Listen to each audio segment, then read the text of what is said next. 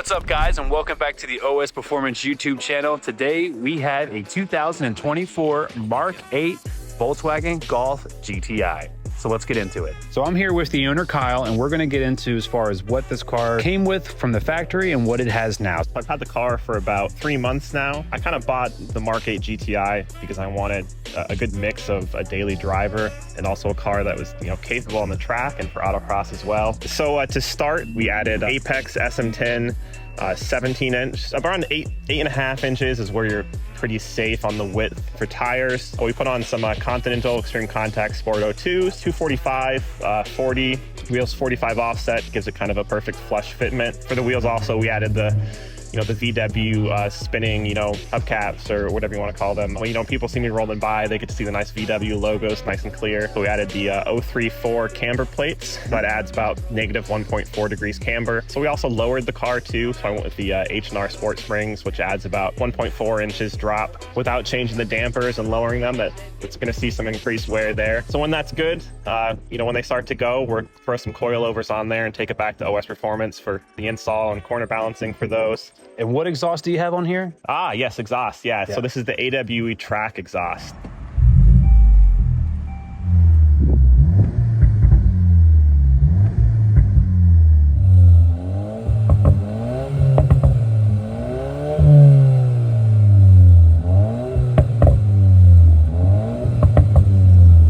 Be your plans for the future on this car? I know you mentioned doing some autocross with it. I do want to add more power to it. Obviously, who doesn't want to add more power? For sure, yeah. But we are, limited by the lack of a TCU tune. And so once that kind of comes out, first steps would be adding an intercooler and an intake, and then we'll flash the Unitronic Stage 1 Plus file, which will really give us the full power that we can get before we add a downpipe into there. Later down the line, when I'm kind of feeling like I need a new car, I'll probably come back, throw on a downpipe, maybe a big turbo, and we'll have a whole new car with some extra power.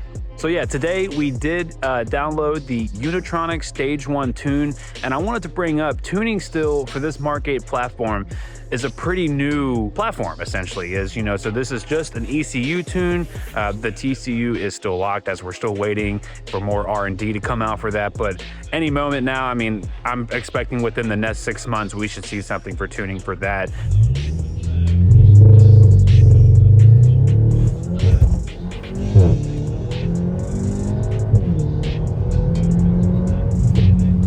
All right, and we're back inside the car here. I'm with Kyle. What's up? And so give me your thoughts here from, this car only has a little over 4,000 miles. This is basically a new car.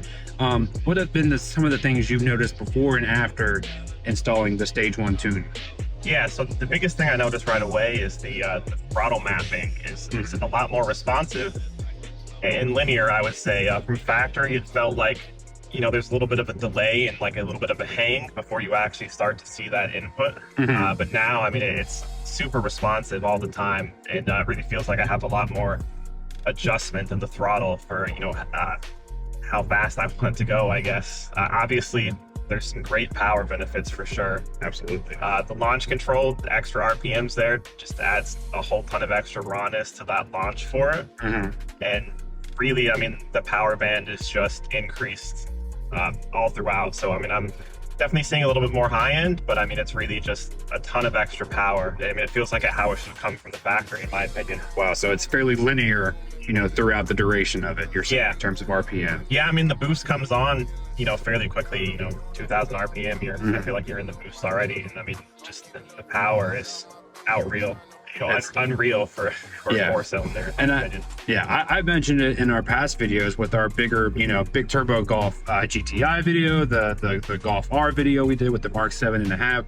These cars are, in terms, like the best bang for your buck with the amount of performance that you get, from being a daily driver to go get groceries to, putting car links on Mustang GTs. No offense.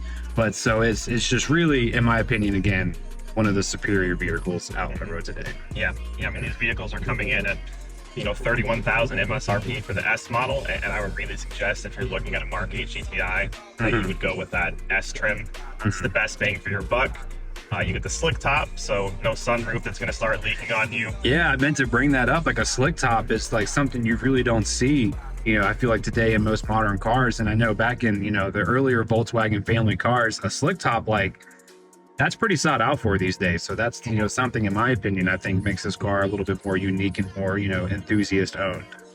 Yep.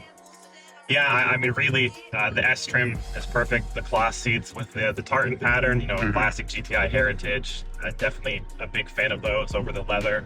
You know, with the upper trims, you get some extra comfort features, maybe a little bit of an upgraded radio.